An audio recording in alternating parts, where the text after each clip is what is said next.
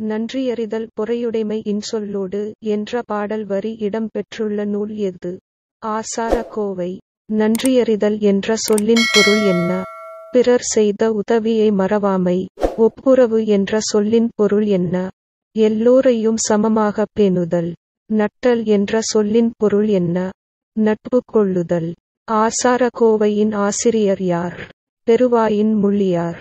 பெருவாயின் முள்ளியார் பிறந்த ஊர் எது? கயத்தூர். ஆசார கோவை என்ற சொல்லின் பொருள் என்ன? நல்ல ஒழுக்கங்களின் தொகுப்பு. 14 கீழ்க்கணக்கு நூல்களுள் ஒன்று எது? ஆசார கோவை. ஆசார கோவை எத்தனை வெண்பாக்களை கொண்டது? 100. பிறரிடம் நான் பேசுவேன். இன்சொல்.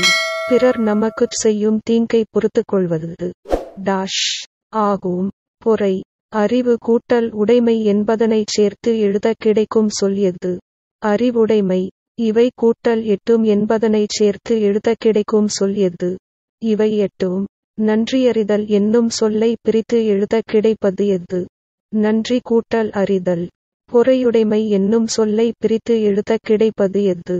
பொறை கூட்டல் உடைமை. எந்த உயிருக்கும் செய்யக்கூடாதது எது? துன்பம். நாம் யாருடன் நட்பு கொள்ள வேண்டும்? நற்பண்புகள் உடையவரோடு.